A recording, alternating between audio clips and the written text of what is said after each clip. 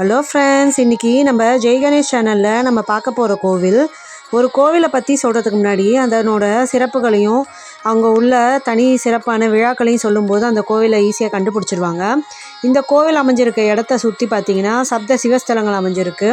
வெள்ளீஸ்வரர், வாலீஸ்வரர், தீர்த்தபாலீஸ்வரர், விருபாக்ஷீஸ்வரர், மல்லீஸ்வரர், காரணீஸ்வரர் போன்ற 6 சிவஸ்தலங்களும் இந்த ஒரு ஊரை சுற்றி அமைஞ்சிருக்கு. அதில் முக்கியமான ஒரு சிவஸ்தலமான கற்பகாம்பாள் சமேத கபாலீஸ்வரர் திருக்கோவில் தான் இன்றைக்கி நம்ம பார்க்க போகிறோம். சென்னை மயிலாப்பூரில் அமைஞ்சிருக்க கற்பகாம்பாள் கபாலீஸ்வரர் திருக்கோவிலுக்கு இப்போ நம்ம போகலாம் வாங்க. மயிலாப்பூர்னு சொன்ன உடனே எல்லாருக்கும் ஞாபகம் வருவது கபாலீஸ்வரர் கோவிலும் அதுக்கப்புறம் அங்கே நடைபெறும் 63 திருவிழாவும் தான். இந்த 63 திருவிழாவுக்கு எங்கெங்கேருந்துலாமோ பக்தர்கள்லாம் வந்து இந்த திருவிழாவை பார்த்து ரசித்து கொண்டாடுவாங்க. ஏன்னா ஆயிரக்கணக்கான பக்தர்கள் குவிகிற ஒரு இடமா இது அமைஞ்சிருக்கு. இப்போ நம்ம மயிலாப்பூர் கோவில் பக்கத்தில் வந்துட்டோம். இது நம்ம கோவிலுடைய தெப்பக்குளம், நல்ல பெரிய அழகிய திருக்குளம். இங்கே அமைஞ்சிருக்க தீர்த்தம் கபாலி தீர்த்தம், கடவுள் தீர்த்தம், வாலி தீர்த்தம், கங்கை தீர்த்தம், வெள்ளி தீர்த்தம், ராம தீர்த்தம், வேத தீர்த்தம். மயிலாப்பூருடைய புராண பெயர் கபாலீச்சரம். இங்கு சுவாமியுடைய பெயர் கபாலீஸ்வரர், அம்பாள் கற்பகாம்பாள். இக்கோவிலுடைய ஸ்தல விருட்சம் புன்னை மரம். திருஞான சம்பந்தர், திருநாவுக்கரசர், சுந்தரர் ஆகியோர்களால் தேவார பாடல் பெற்ற திருஸ்தலம் இது. அதே போல அருணகிரிநாதரும் இங்குள்ள முருகப்பெருமானுக்கு திருப்புகழ் பாடல் பாடியுள்ளார். கோபுர தரிசனம் கோடி பாப புண்ணியம் என்பதற்கேற்ப இங்குள்ள வடக்கு பிரகாரத்தில் வடமேற்கு மூலையில் நின்று பார்த்தால் கிழக்கு ராஜகோபுரம், அம்மன் கோபுரம், சிவன் கோபுரம், முருகப்பெருமான் கோபுரம், மேற்கு கோபுரம்னு அனைத்து கோபுரங்களும் தெரியும். ஓகே ஃப்ரெண்ட்ஸ், இப்போ நம்ம கோவிலுக்குள்ளே போகலாம். இங்கு சிவபெருமான் கபாலீஸ்வரராகவும் அம்பாள் கற்பகவல்லியாகவும் நமக்கு அருள்பாலிக்கிறார். இங்குள்ள சிவபெருமான் நமக்கு சுயம்பு மூர்த்தியாக அருள்பாலிக்கிறார். கபாலீஸ்வரர் இங்கு மேற்கு நோக்கியும் கற்பகாம்பாள் தெற்கு நோக்கியும் நமக்கு அருள்பாலிக்கிறார்கள். பொதுவாக மேற்கு நோக்கிய சிவனை நாம் தரிசிக்கும் போது 1000 கிழக்கு நோக்கிய சிவனை தரிசித்த புண்ணியம் நமக்கு கிடைக்கும். கருணையே உருவான கபாலீஸ்வரரும் அழகும் சாந்தமும் கொண்ட கற்பகாம்பாள் நமக்கு வேண்டிய வரங்களை கொடுத்து அருள்பாலிக்கிறார். இக்கோயிலின் சிறப்புகளை பற்றி பார்க்கலாம். இங்குள்ள கற்பகாம்பாள் மயிலுரு கொண்டு கபாலீஸ்வரை பூஜித்த தலம். முருகப்பெருமான் மயிலைநாதனை வழிபட்டு சக்திவேல் பெற்ற ஸ்தலம். பிரம்மதேவன் பூஜை செய்து தன் இருமாப்பு நீங்கி தனது படைக்கும் ஆற்றலை திரும்ப பெற்ற ஸ்தலம். 4 மறைகளும் இங்கு வந்து பூஜித்ததால் இந்த ஊருக்கு வேதபுரி என்ற பெயரும் உள்ளது. சுக்கிரன் இங்கு வந்து பூஜித்ததால் சுக்கிரபுரி என்ற பெயரும் இதற்கு உண்டு. ராமபிரான் இங்கு வந்து பூஜித்து திருவிழா நடத்திய ஸ்தலம்.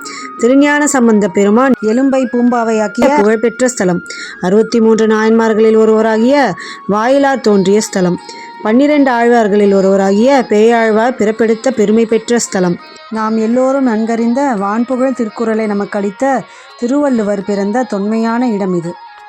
கோயிலின் உள்ளே நுழைந்தவுடன் நர்த்தன விநாயகரும் அவருக்கு இடது பக்க சன்னதியில் அண்ணாமலை உண்ணாமலையும் அவருக்கு வலது பக்கத்தில் ஜெகதீஸ்வரரும் நவகிரகம் மீனாட்சி சுந்தரேஸ்வரர் சன்னதியும் அமைந்துள்ளது. சிவபெருமானுக்கு எதிரிலேயே நந்தி மண்டபம், பலிப்பீடம், கொடிமரம் அமைந்துள்ளது. மேற்கு வாசலின் அருகில் சிவனை பார்த்தபடியே திருஞான சம்பந்தரும் அங்கம் பூம்பாவையும் தனி சந்நிதியில் அருள்பாலிக்கின்றனர். இந்த மேற்கு வாசலின் எதிரில்தான் கபாலீஸ்வரர் கோயிலின் தெப்பக்குளம் அமைந்துள்ளது. இங்குள்ள சிவபெருமானுக்கு கபாலீஸ்வரர் என்ற பெயர் எப்படி வந்தது என்பதை பார்க்கலாமா? சிவனைப் போலவே பிரம்மாவிற்கும் 5 தலைகள் இருந்தது. இதனால் பிரம்மா தானும் சிவனுக்கு ஈடானவனே என்ற ஆணவத்தோடு இருந்தார். பிரம்மா ஊழியில் அழிந்து மீண்டும் பிறப்பதால் அவர் நிலையில்லாதவர் ஆகிறார். சிவபெருமானோ ஆதியும் அந்தமும் இல்லாதவர். இதை உணராமல் பிரம்மா ஆணவம் கொண்டதால் அவரை திருத்த நினைத்த சிவபெருமான் அவரது ஒரு கபாலத்தை கிள்ளி, அதாவது அவருடைய ஒரு தலையை கிள்ளி கையில் ஏந்தி கொண்டார். எனவே இவர் இத்தலத்திற்கும் கபாலீச்சரம் என்ற பெயர் உண்டானது. இங்குள்ள முருகப்பெருமான் சிங்காரவேலர் என்ற பெயருடன் மயில் வாகனத்தில் கிழக்கு நோக்கி நின்ற கோலத்தில் அருள்பாலிக்கிறார். இவருக்கு இங்கு தனி சன்னதி உண்டு. அது மட்டுமின்றி இங்குள்ள முருகப்பெருமானுக்கு தனி கொடிமரமும் உள்ளது. இங்குள்ள முருகனை புகழ்ந்து அருணகிரிநாதர் தனது திருப்புகழில் பாடியுள்ளார். முருகப்பெருமானுக்கு எதிரிலேயே அருணகிரிநாதருக்கு தனி சன்னதியும் உள்ளது. கற்பகாம்பாள் மயில் வடிவில் வந்து இங்கு சிவபெருமானை பூஜித்ததால் இந்த தலத்திற்கு மயிலாப்பூர் என்ற பெயர் ஏற்பட்டது. அதன் வரலாற்றை நாம் பார்க்கலாம். ஒருமுறை பார்வதி தேவியிடம் சிவபெருமான் ஐந்தெழுத்தின் பெருமையையும் திருநீற்றின் மகிமையையும் விளக்கிட, அச்சமயத்தில் மயிலொன்று தோகை விரித்து ஆடுவதை பார்த்து பார்வதி தேவியின் மனம் அதில் சென்றது. அதனால் கோபமுற்ற சிவபெருமான், நீ பூலோகத்தில் மயிலாக பிறந்து சிவலிங்கத்தை பூஜித்து சாபம் நீங்க பெறுவாய் என்று அருளினார். அதை போலவே இத்தலத்தில் அமைந்துள்ள புண்ணிய மரத்தின் கீழ் சிவலிங்கத்தை பூஜித்து பார்வதி தேவி வழிபட்டார். அத்தவத்தில் மகிழ்ந்த சிவபெருமான் அவர் முன் தோன்றி, மயிலாயிருந்த பழி உன்னை நீங்கட்டும் என்று கூறி கற்பகவல்லி என்ற ஒரு பெயரை அம்பாளுக்கு வழங்கினார். அச்சமயம் பார்வதி தேவி ஈஸ்வரனை நோக்கி, இங்கு தவம் செய்ததா இந்த ஊருக்கு மயிலை என பெயர் வழங்க வேண்டும் என்று கேட்டுக்கொண்டார். அவ்வாறே பரமனும் அருளினார். இக்கோவிலுக்கு மற்றொரு புராணமும் உண்டு. இவ்வூரில் வாழ்ந்த சிவனேசர் என்னும் வணிகர் சிவபெருமான் மீது அதீத பக்தி கொண்டவர். இவரது மகள் பூம்பாவையை திருஞான சம்பந்தருக்கு மணம் முடிக்க முடிவு செய்தார். இந்நேரத்தில் மலர் பறிக்க சென்ற பூம்பாவை பாம்பு தீண்டி உயிரிழந்தாள். அவளை தகனம் செய்த சிவனேசர் அஸ்தியையும் எலும்பையும் ஒரு குடத்தில் போட்டு வைத்துவிட்டார். சம்பந்தர் இங்கு வந்ததும் நடந்ததை அறிந்து சாம்பல் வைத்திருக்கும் குடத்தை கொண்டு வர கூறினார். அப்போது சம்பந்தர் சிவனை வேண்டி மனமுருக தேவார பாடலை பாடினார். அவர் பாடியதும் பூம்பாவை உயிர் பெற்று எழுந்தாள். அவளை திருமணம் செய்து கொள்ளும்படி சிவனேசர் சம்பந்தரிடம் கூறினார். உயிரிழந்தவளுக்கு மீண்டும் உயிரளித்ததால் அவள் எனக்கு மகளாகிறாள் என சொல்லி சம்பந்தர் அதை மறுத்துவிட்டார். பூம்பாவையும் இறுதி வரை சிவப்பணியே செய்து சிவனடி சேர்ந்தாள். இவர் பாடிய 11 பாடல்களில் முதல் 10 பாடல்கள் பூம்பாவையை அழைக்கும் முறையில் உள்ளது. இக்கோயிலின் மேற்கு கோபுரம் அருகில் பூம்பாவைக்கு தனி சன்னதியும் இருக்கிறது. அருகில் ஞானசம்பந்த பெருமானும் இருக்கிறார். வாயிலார் நாயனார் இங்கு அவதரித்ததால் அவருக்கும் இங்கு தனி சன்னதி உள்ளது.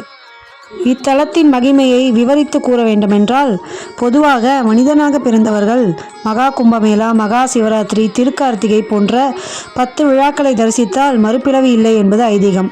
அதில் மயிலாப்பூரில் நடைபெறும் 63 திருவிழாவும் ஒன்று. இந்த 63 திருவிழாவின் போது இந்த ஊரே திருவிழா கோலம் பூண்டிருக்கும். எல்லா வீதிகளிலும் மோர் பந்தலும் எங்கும் அன்னதானமும் நடைபெற்று கொண்டிருக்கும். இவ்விழாவை தரிசிக்க எங்கிருந்தெல்லாமோ பக்தர்கள் ஒன்று கூடி பல்லாயிரக்கணக்கான பக்தர்கள் இங்கு குவிந்து விடுகிறார்கள். அடுத்து நாம் பார்ப்பது கோயிலின் தலவிருட்சமான புன்னை மரம்.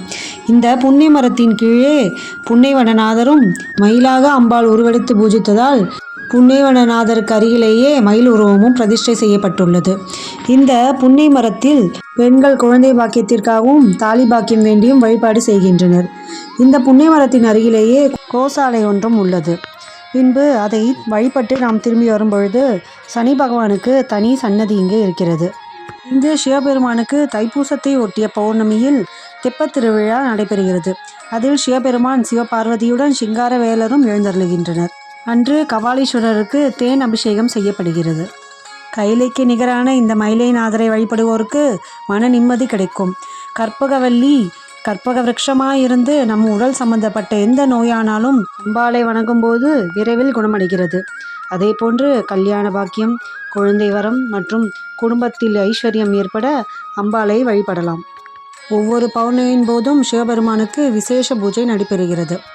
கோவிலோட டைமிங்ஸ் காலையில் 5 மணிலேருந்து 12:30 மணி வரைக்கும், மாலை 4 முதல் 9:30 மணி வரைக்கும் திறந்திருக்கும். ஓகே ஃப்ரெண்ட்ஸ், இந்த வீடியோ உங்களுக்கு பிடிச்சிருந்தா கண்டிப்பாக லைக் பண்ணுங்கள், ஷேர் பண்ணுங்கள், மறக்காமல் சப்ஸ்கிரைப் பண்ணுங்கள் ஃப்ரெண்ட்ஸ். பாய்.